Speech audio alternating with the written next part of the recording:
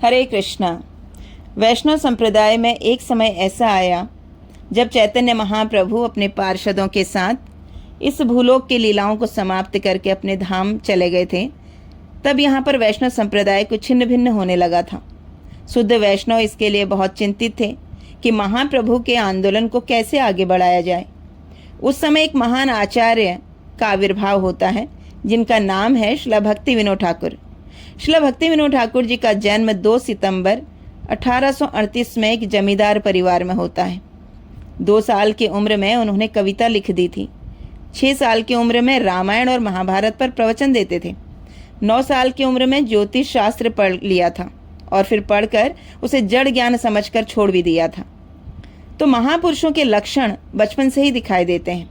11 साल की उम्र में उनके पिता ने शरीर छोड़ दिया और पिता के जाने के बाद उनकी प्रॉपर्टी जो भी था उनके बाकी लोगों ने उस पर कब्जा कर लिया, जिस कारण उनको बहुत परेशानियों का सामना करना पड़ा। उस परेशानी की स्थिति में भी उन्होंने भक्ति को नहीं छोड़ा। 12 वर्ष की आयु में विवाह भी हो गया। कुछ समय बाद पत्नी का भी देहांत हो जाता है। जब भक्ति विनोद ठाकुर छोटे थे तब उनके गांव में एक तांत्रिक आया और बताया जाता था कि वो तांत्रिक एक खोपड़ी यानी कि कंकाल लेकर आता था और उस कंकाल में पानी डालने से वह स्माइल करता था। भक्ति विनोद ठाकुर ने जब ये सुना तो उन्होंने सोचा कि मुझे भी जाकर देखना चाहिए।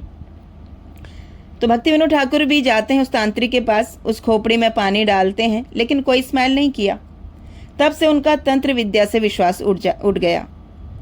उन्होंने उसके बाद ढूंढना शुरू किया कि किस चीज़ में वास्तविक शक्ति है। उनके गांव में एक वृक्ष था, उसे भूतिया पेड़ भी कहा जाता था। तो गांव के बच्चे जो थे उस पेड़ के पास जाने से डरते थे। भक्ति विनोद ठाकुर ने अपने सुना था कि भगवान श्री राम का नाम सुनकर सभी भूत जो हैं वो भाग जाते हैं। इनको उस पर विश्वास था। तो भक्ति विनोद ठाकुर ने अपने सर्वेंट को बोला कि चलो उस पेड़ के पास। सर्वेंट बोलता कि नहीं नहीं, पेड़ के पास नहीं जाना है, यहीं से राम नाम लेंगे तो यहाँ भूत नहीं आएगा। तब भक्ति विनोद ठाकुर अकेले ही चले जाते हैं और वहाँ पर भगवान श्री राम का नाम लेते हैं। जैसे नाम भगवान के नाम का उच्चारण करते हैं वह पेड़ फट जाता है और उसमें से उस आत्मा को मुक्ति मिल जाती है। तब से ही उनको हरिनाम पर अटूट विश्वास हो गया। आगे चलकर उन्होंने इस पर 2 पुस्तकें भी लिखी। एक है हरिनाम चिंतामणि और दूसरा है भजन रहस्य।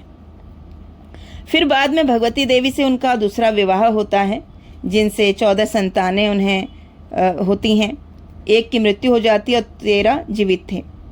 कुछ समय बाद एक संतान बहुत बीमार पड़ जाती है, इतना बीमार कि मरणासन स्थिति हो गई। भक्ति विनोद ठाकुर ने उसके सिर पर हाथ फेरा तो उनके मस्तक पर वैष्णव तिलक प्रकट हो गया।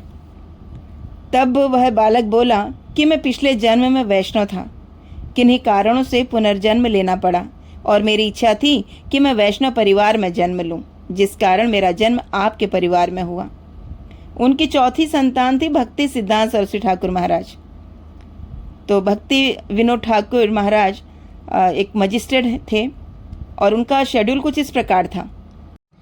रात में 10 बजे से सुबह 4 बजे तक पुस्तकें लिखते थे, 4 बजे से 4:30 बजे रेस्ट करते थे, 4:30 से 7 बजे तक अपना जप करते थे, 7 बजे से 7:30 बजे तक पत्रों का उत्तर देते थे जो उनको पत्र आते थे, 7:30 बजे से 9:30 बजे तक स्वाध्याय करते थे 2 घंटे का, और 9:30 बजे से 10 बजे तक ब्रेकफास्ट इत्यादि करके अपने ऑफिस जाने की तैयारी करते थे, क्योंकि भक्ति विनोद ठाकुर महाराज एक मजिस्ट्रेट थे।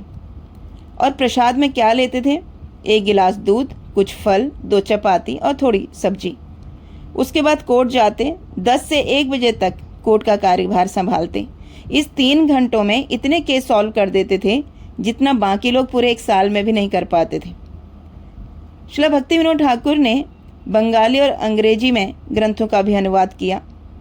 फिर उसके बाद शाम को प्रसाद पाते थे, 8 बजे से 10 बजे तक 2 घंटे का रेस्ट करते और फिर इस प्रकार से उनकी दिनचर्या होती थी। कुछ समय के लिए उनकी पोस्टिंग एक बार अन्य स्थान पे हो गई।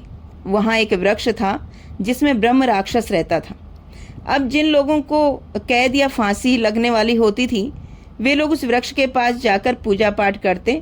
ऐसा करने से जज का माइंड चेंज हो जाता था।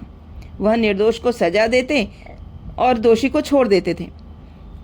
भक्ति विनोद ठाकुर ने देखा कि यहाँ का रिकॉर्ड बहुत खराब है। तब भक्ति विनोद ठाकुर ने उस वृक्ष के बारे में पता लगा उनको, और उन्होंने 1 महीने तक उस वृक्ष के नीचे बैठकर भागवत का पाठ किया। 1 महीने बाद वह वृक्ष सूख कर नीचे गिर गया। तब लोगों का विश्वास उनके ऊपर और बढ़ जाता है। अब लोग अपनी अपनी परेशानी लेकर उनके पास आते थे। उन्हें लगा कि मैं अकेला ये सब नहीं कर पाऊंगा। तब उन्होंने 500 नाम हटक केंद्र बनाए। इस प्रकार कृष्ण भक्ति का प्रचार शुरू किया। कुछ समय बाद भक्ति विनोद ठाकुर जगन्नाथपुरी में आ गए। वहाँ एक थे रघुनाथ दास बाबा जी। उन्होंने देखा इनके तिलक नहीं है, इनके कंठी नहीं है, तो इसका मतलब कि इनकी अभी पूरी ट्रेनिंग नहीं है। तो रघुनाथ दास बाबा जी सबको बोलते कि अरे उनकी क्लास में मत जाओ। धीरे धीरे उनकी स्थिति इतनी खराब हो गई कि मरणासन स्थिति में आ गए। तब भगवान जगन्नाथ उस बाबा के स्वप्न में जाते हैं और कहते हैं कि ये भक्ति विनोद ठाकुर मेरा नित्य सेवक है। आप इनसे क्षमा नहीं मांगोगे तो कल तुम्हारी मृत्यु हो जाएगी। तब रघुनाथ दास बाबा जी उनसे क्षमा मांगते हैं। इससे जगन्नाथपुरी में भक्ति विनोद ठाकुर की ख्याति और बढ़ जाती है। ऐसे ही एक बार भक्ति विनोद ठाकुर ने देखा कि राजा जगन्नाथ मंदिर से 18,000 रुपए लेकर गए थे, लेकिन उसका कोई हिसाब नहीं था। तब उन्होंने राजा को दंड दिया कि आज से जगन्नाथ जी को रोज 56 भोग लगेगा, इसका सारा खर्चा आप उठाओगे। अब राजा कुछ बोल नहीं पाया। अब जगन्नाथ जी को थोड़ा भोग तो लगता नहीं है। इससे राजा का जो बैंक बैलेंस था वो गड़बड़ा गया। अब राजा ने प्लान किया और पंडितों को बोला कि एक यज्ञ करो जिससे भक्ति विनोद ठाकुर की मृत्यु हो जाए।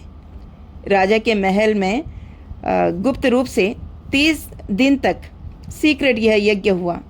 ब्राह्मणों ने राजा को विश्वास दिलाया कि आखिरी आहुति डालते ही भक्ति विनोद ठाकुर की मृत्यु हो जाएगी। आखिरी आहुति जिस दिन डालनी थी, जैसे ही डाली वैसे ही महल से रोने की आवाज़ें आने लगी। देखा कि राजा के पुत्र की मृत्यु हो गई। भक्ति विनोद ठाकुर को कुछ नहीं हुआ।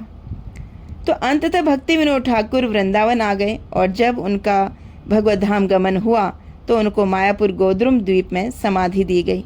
तो ऐसे महान आचार्य हमारे संप्रदाय में प्रकट हुए हैं। श्रील भक्ति विनोद ठाकुर महाराज की जय। हरे कृष्णा।